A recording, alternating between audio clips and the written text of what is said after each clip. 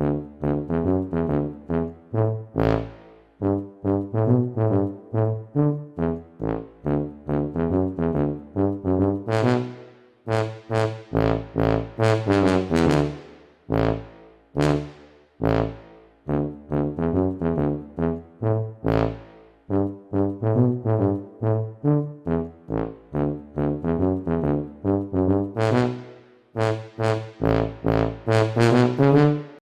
think you're a lap dog now? Do you think you're a lap dog?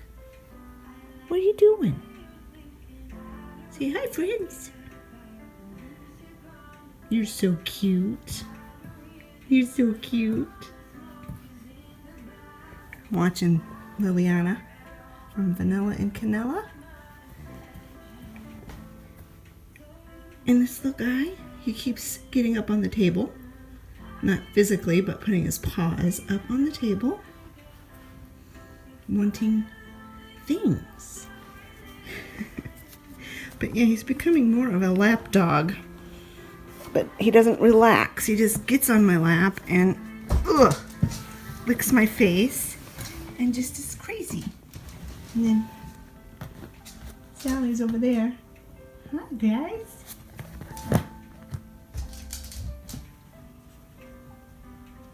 I'll insert a picture here.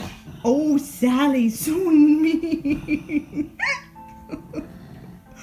She tries to keep him in his place, but anyway, I was gonna say I will insert a picture here. Sally, don't be so mean. That Scott took on Sunday of all of us napping. Well, hello friends. One of you asked me if I could explain to you the Trim Healthy Mama plan. So I thought instead of doing just a video specifically on that, I would try to incorporate that in this video as well. That might be what this video winds up being, is just this, depends on how chatty I get. But anyway, I wanted to do a little bit of a back history on my Trim Healthy Mama journey before I get on into trying to explain the plan. I first heard about Trim Healthy Mama probably at least 7 years ago. I think it was around 7 years ago. And I was in the car. I was taking the kids to our homeschool group meeting that we had twice a month back then, and I had the radio on to our local Christian radio station, and the DJ, or the, I don't know what they're called, the guy who was on there was talking about how his wife had started doing this plan called Trim Healthy Mama, and that he was on it, and that it was really healthy, and that he'd lost weight, blah, blah, blah. So I just kind of made a mental note of that, and when I got home that day, I looked it up online. And I didn't see a whole lot, I mean, because this was, I think, pretty early days of their starting this. But I did find their little store where you could buy the book, and the book was pretty pricey. It was like $30 or something like that, and at that time I just didn't want to spend that kind of money on it. So the next time I was in town, I went to our library and looked to see if they had the book, and they did. So I checked it out, and it was a thick book. I mean, it was 3 inches thick, huge book, and it went into great detail about this plan, and it also included recipes. So then since then, they switched it. They kind of separated those two books into 2 different books. This is just the recipe book, and this is the book about the plan. So when they did that, I saved up my money and I bought the 2 books, the plan book and the cookbook. And I think to this day, this is probably still my favorite cookbook of theirs. I use a lot of the recipes out of this book. But then since then, they came out with Trim Healthy Table, which that's another thick book, and that's just a cookbook, but it does have like a summary of the plan at the beginning. And then Serene and Pearl, who are sisters, the ones who started this or came up with this whole new concept of eating, give a lot of personal testimonies and talk a lot in this book as well. And then the latest book that just came out, and I got this for my birthday, is Trim Healthy Future. And then her name is Rashida, and she is Pearl and Serene's niece. And so she has a lot of recipes in this book. It's mainly her cookbook. And then Serene and Pearl, which that is Serene and that's Pearl. They have recipes in here as well. This is a pretty good book too. I've used quite a few recipes out of that. But anyway, that's kind of how I got started on it. Once I got that book from the library, I just devoured it. I mean, there was a lot of information in there. It was kind of overwhelming, really, and a little bit confusing at times. But I did read the whole book. And to tell you the truth, I was pretty, I don't know. It was daunting to me. And it seemed very overwhelming and like too much to even do. So I took the book back to the library and didn't do it. Didn't do the plan. And then I can't remember, I think I might have checked the book out again, or I renewed it or something, because it just kept going in my brain that I should do this. So then I decided, okay, I'm just going to do it. And they said at the very beginning that because it is very overwhelming, or can be, to just start with one meal a day. And they typically recommend that you start with breakfast, just switch your breakfasts over to eating their way, and then slowly work your way in. Well, I did that, but only for like a week, because that's not my personality. I'm just like, okay, enough of this. We're just jumping in feet first, and we're just going to do it. And so I followed the plan as closely as I could, given my eating problems, my food allergies, and my gut issues and all of that. And then I started exercising, because back 7 or 8 years ago, my back, it was not nearly as bad as it is now, and I was able to exercise. And I did walking videos, that Leslie Sansone Walk at Home videos. I did them every day, almost every day, at least 5 days a week. And I was following the plan very closely. And I lost about 40 pounds. And I was right at the weight where I could have maybe lost 5 more pounds, and I would have felt like I was like at the perfect weight for me. But I was at that weight where I was feeling great, my clothes fit nice. Now, I would not be considered skinny at all, because that's just not my body type. But for me and for my body, I was at almost the perfect weight for me. And then my mom died. And all during my mom's illness, because she had been sick for a couple of years, I had been doing the Trim Healthy Mama plan, and I had been losing this weight. And I'm a very slow loser. I have a thyroid problem, and so it took me a good year and a half to lose the 40 pounds. And so my mom died. And even though it was not sudden, she had cancer, and she had been battling it for 2 years. It doesn't matter when you lose your mom. It doesn't matter. It can be sudden. It can be, drag on forever.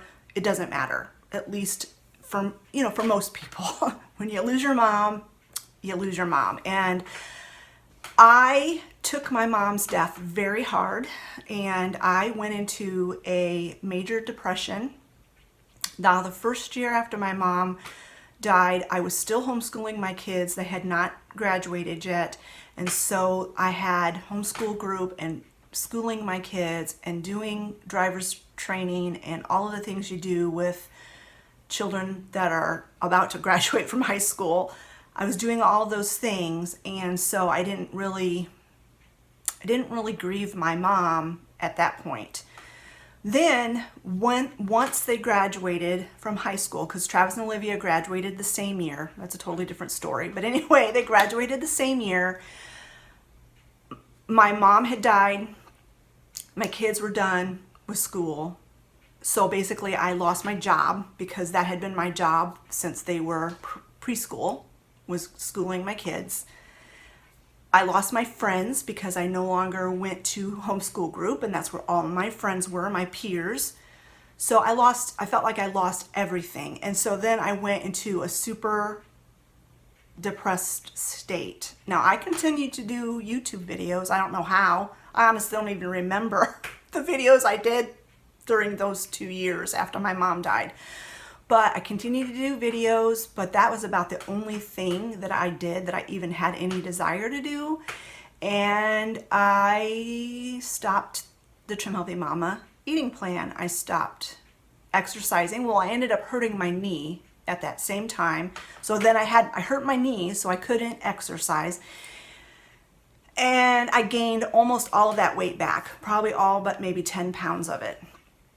And then 2 years ago, no, it was probably a year and a half ago, I decided, okay, enough is enough. My clothes don't fit anymore. I just feel like a fat blob, and I'm just tired of having no energy and just feeling lousy. And I was addicted to sugar again. Ollie's getting his toys out of his thing. That's what that noise is. And so I gotta go back on Trim Healthy Mama. Because that's one of the main things Trim Healthy Mama does, is it gets you off of sugar. And I gotta get off of sugar. This is it, you know. So I went back on Trim Healthy Mama. And I was doing really well last summer. I had lost maybe 15 pounds, 10, 15 pounds of the weight I had gained. And I was starting to feel better, and I was off of the sugar. And then my brother in August was diagnosed with brain cancer, and a month later he was dead. So last September we had to bury my brother. And I didn't go into as big of a depression. I mean, there's just something different. I still mourn my brother. In fact, I was crying about it last night because I miss him.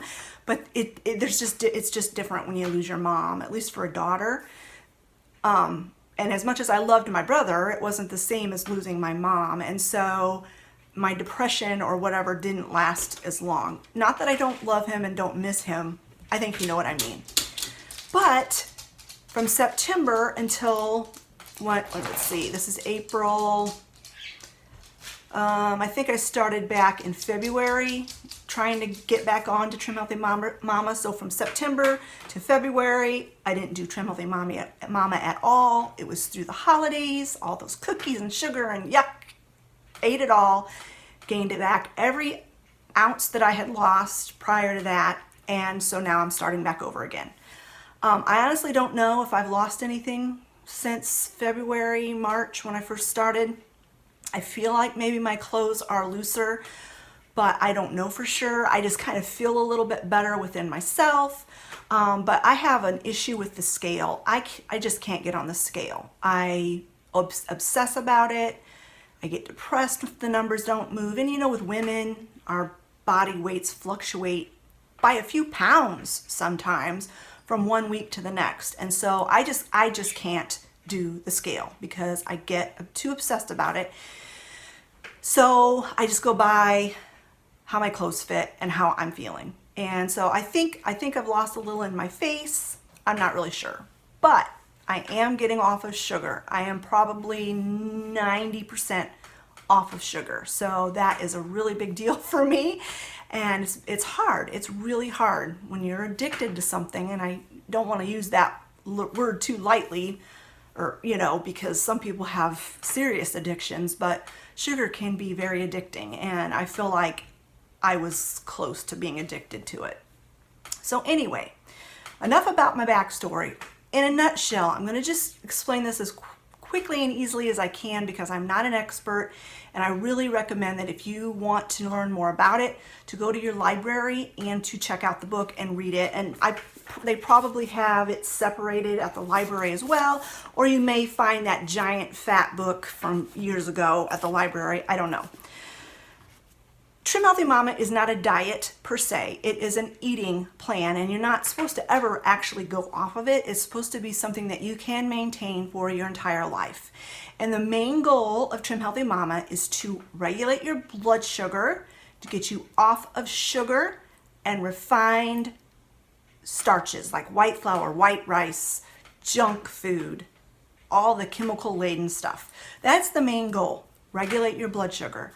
They found that if you divide up your food your fuel sources, we have two main fuel sources, fats and carbs.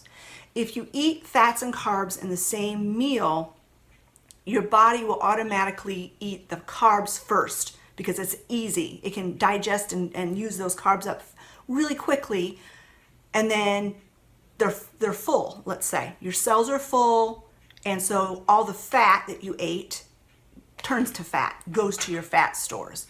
So if you separate your fuels, if you don't eat fats and carbs at the same time, your body only has one fuel source to use. And so it is forced to use all of that fuel source.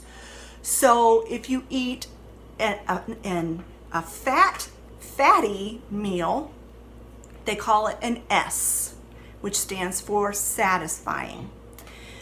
If you eat a carby meal, it's considered an E meal, which stands for energizing, because carbs give you energy.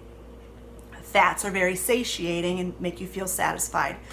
So as long as you are dividing your fuels up, if you're having an S meal, a fatty meal, let's say bacon and eggs for breakfast, just don't have the toast with it. Just have bacon and eggs and maybe a vegetable, a non-starchy vegetable. If you're having an E breakfast, I don't eat big breakfasts usually. I will have a couple pieces of toast or a couple of muffins or something like that. If you're eating an E breakfast, for me it would be toast. You'd want to put just a very, very, very thin amount of butter or something on your toast, and then a jelly that is not sweetened with sugar, like a Palanter's all fruit spread type of jelly. I make muffins and I use sprouted grain flour. I sweeten them with stevia and I don't put any fat in them. I use egg whites and applesauce. And those are E meals. Those are for an E breakfast or an E snack. That's what I had for breakfast this morning, was 2 muffins and a cup of coffee. So that's basically it. If you're having a fatty meal, don't have carbs. If you're having a carby meal, don't have fats. Now, with your fatty meals, you are allowed to have 10 grams of carbs in it. And in your carb meal, your E meal, you're allowed to have 5 grams of fat. So that's why you can put a tiny little spread of butter or something on your toast. Pretty much all fruits and vegetables are allowed. They, for a while, said no potatoes. That in their very first book, they said no potatoes and no bananas. But in time, as they've done more research and they've lived this lifestyle, they have said that potatoes are okay, but you want to stay away from the white, like russet potatoes. You want to eat like red potatoes or yellow potatoes because they are easier on your blood sugar. You can have rice, but you need to have brown rice. And you need to portion control. They don't like to say that you only eat certain, be strict about portion control, but just use common sense. You don't want to pig out on a pound of bacon, you know what I'm saying? And the banana thing, you don't want to eat 20 bananas a day, but you can have a banana in an E setting. There's a lot of very good healthy benefits from eating bananas. So they've kind of backed off on that. Like I said, they want you to just stay away from sugar in all forms, whether it be like obvious things like candy and pop and junk like that, or even they say use maple syrup and honey sparingly. Now I do use coconut sugar, honey, and maple syrup at times, but I don't use them often and I don't use them very much. And they said too that those are very natural sugars and they're healthy for you in small quantities. But if you have a lot of weight to lose and you're at the beginning of your weight loss program, you might want to just stay away from stuff like that completely. As you lose your weight, you can start doing what they call crossovers, which means you're having fat and carbs together, but they're always going to be healthy choices. Whole grains, sprouted grains. Sprouted grains are easier on your blood sugar. They take longer to digest. High fiber things take longer to digest. And a lot of people who have like diabetes or pre-diabetic or things like that, they have been able to control their blood sugar just with their diet and have been able to either go off of insulin altogether or greatly reduce their insulin.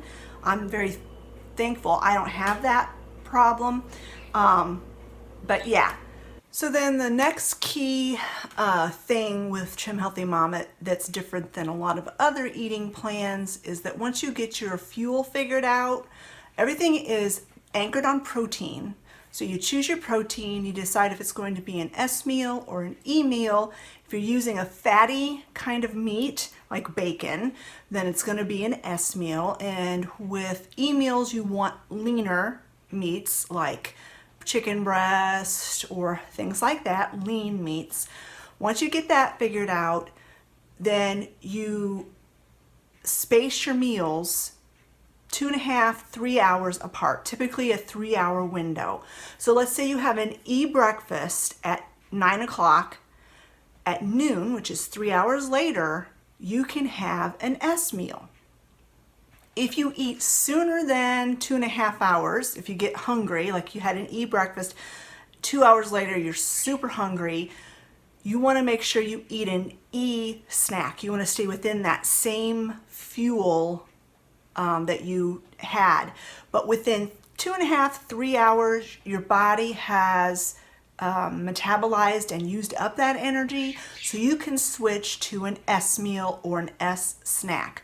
So you want to eat regular meals, you want to space them out at least 2.5 to 3 hours before you switch fuels. And and technically you should kind of try to stop eating at a certain time, like at 7 o'clock at night or something like that. But for me, I stay up super late, and so I usually have my last snack around 10 o'clock at night, which I know I shouldn't do, but I know I'm going to be up for another 2 to 3 hours. So that's what I do. We eat supper around 5 or 6. And so by 9 or 10, I'm ready for a snack. And so that's what I typically do.